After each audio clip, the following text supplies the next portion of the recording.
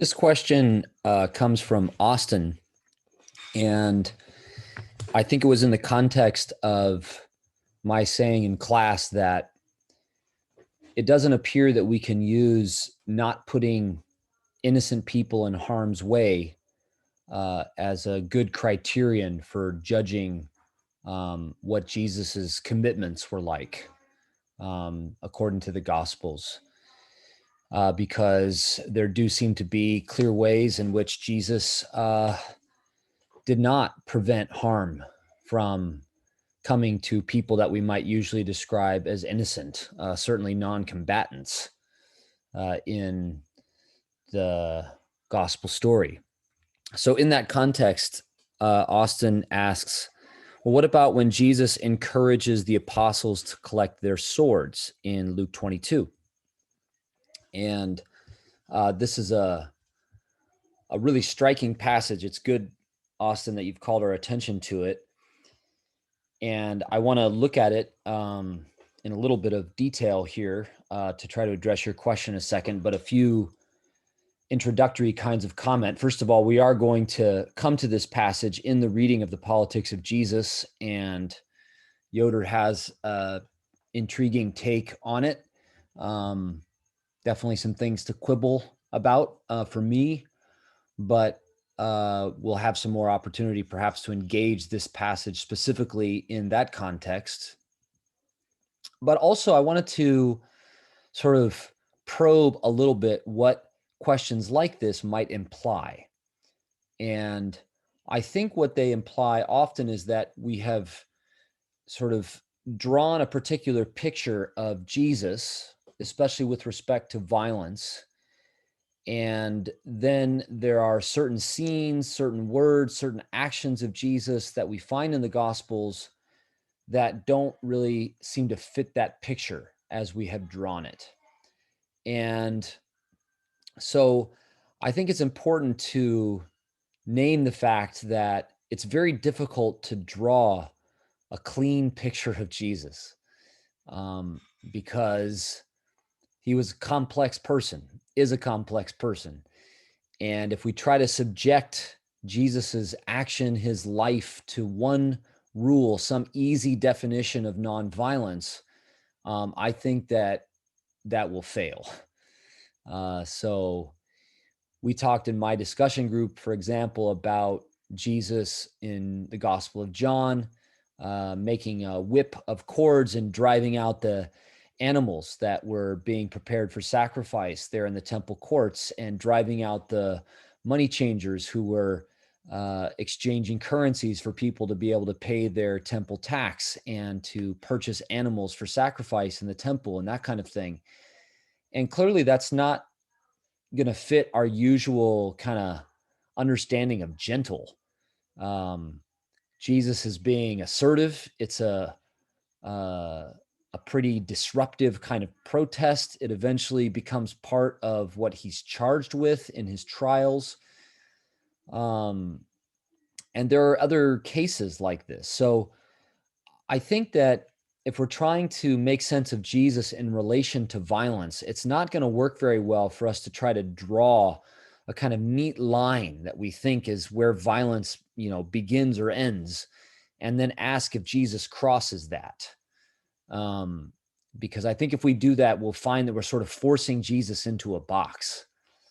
So I would say that there are all kinds of ways in which Jesus acts not just assertively, but disruptively, in a way that ripples out with all kinds of very forceful effects, given the context in which he was operating.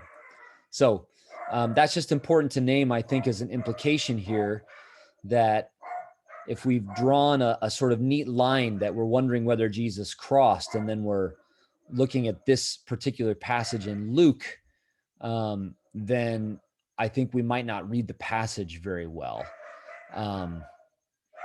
The other thing to say there, I suppose, is that we don't need to overcomplicate matters either, because we can say certain things about Jesus as we attempt to draw a picture of him from the gospel accounts. We can say that Jesus himself did not use the sword to shed blood. And as we'll see, even in this case where he tells his disciples to grab a couple of swords, he doesn't tell them to actually use them to shed blood, rebukes them when they do that, when one of them does that in Luke. And Jesus did not organize a militia. He did not do what the Maccabees had done before him, and for very understandable reasons, in organizing an armed revolt against imperial occupation and really devastating oppression. So we can say that Jesus did not opt for that kind of resistance. And sometimes our imaginations have been formed so that that's the only kind of resistance that we imagine as really carrying any power. But I would say in the Gospels, we have Jesus embodying some other kinds of resistance that don't involve that kind of use of violent force, but do engage forcefully, applying a lot of pressure, some of the fronts of struggle for justice in Jesus's own context. And we want to learn from those as we're trying to make sense of what violence is and how we're to engage it as a pervasive kind of reality of our own social context. So with that long preamble, let me now come to this passage, Austin, that you've called our attention to. First of all, maybe just to note that this passage comes right after Jesus warning Simon about the temptation that he's going to face and warning him that he's going to succumb to that temptation, even using this language that Satan has demanded to sift all of you, speaking especially to Simon, but for all of the disciples, like wheat.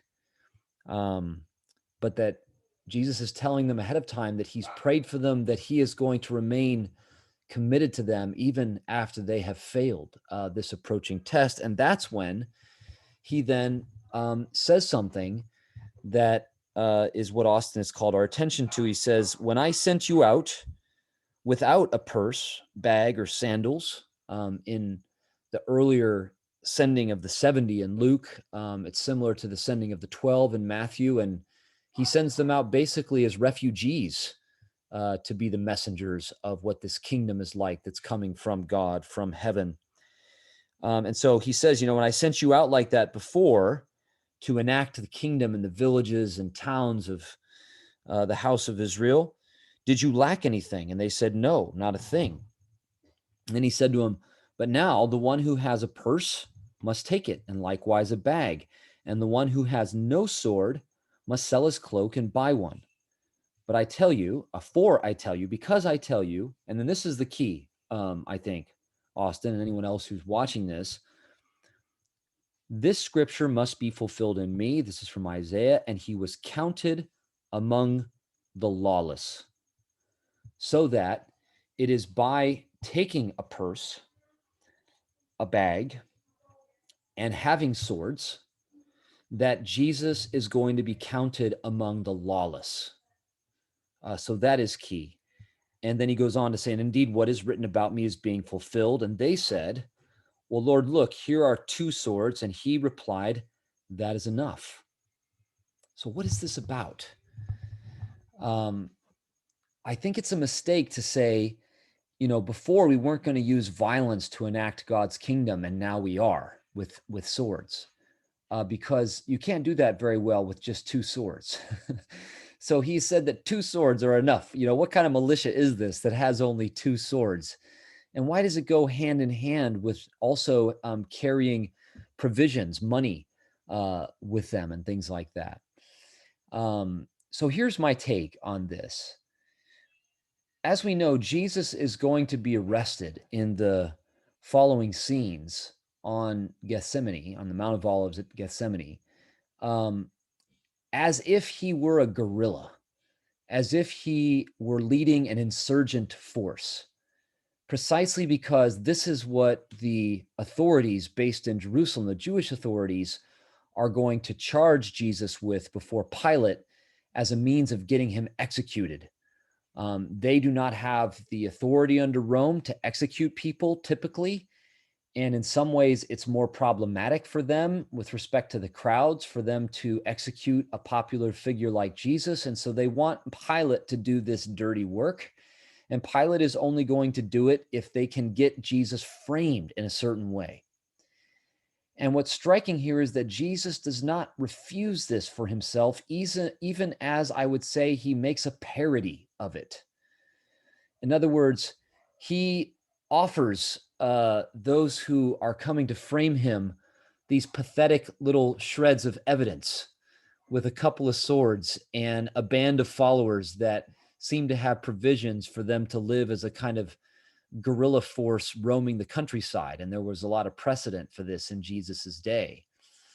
And Jesus seems to embrace, in a sense, being framed this way, even as he's going to expose the fact that it is a framing, a hypocritical, manipulating framing that the authorities are undertaking.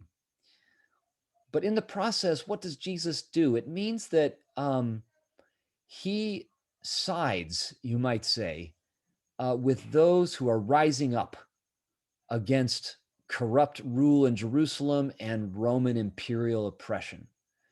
He doesn't side with them by grabbing a sword, as some others have done and many more will do. But he goes down being branded as one who was a rebel king. He is charged with being king of the Jews.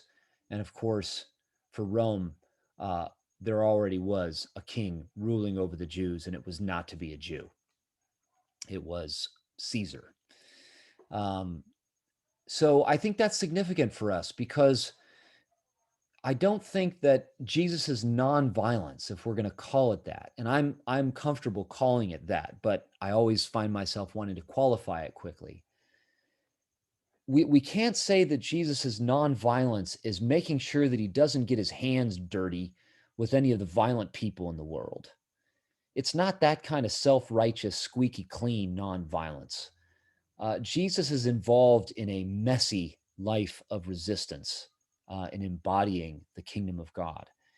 And that means, I think, mingling his life with various kinds of people. And at the end of his life, consciously mingling his life with those who are engaged in violent rebellion, not as a way of justifying that violent rebellion, but as numbering himself among even those of his people who have turned to lawlessness in an effort to seek their liberation. And that is a complex way of participating in the struggle of his day, one that I think that we should learn from. And it also means that there are different expressions of violence that we have to take seriously. The violence that Rome wreaks upon the oppressed Jewish population is not the same as the violence to which some of that population resort in an effort to defend their lives and to advocate for their future.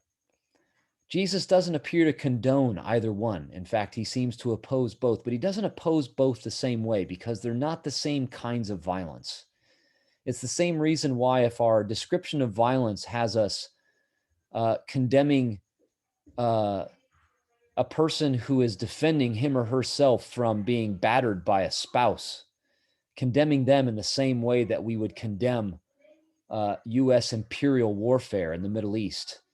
That's not a good description of violence because even if we want to advocate for something different in both cases, which I would, I'm hoping that the way that I'm talking about violence does not bring the wrong kind of pressure on a spouse who's enduring abuse in his or her home that it does on massive military scales of violence in which our society is systemically complicit. So again, that's where if we try to bring violence down to a narrow definition, or an easy set of generic criteria, we won't be able to be sensitive enough to the various contexts, which I think should receive different degrees and kinds of critical pressure theologically, rather than being treated all as instances as basically the same thing.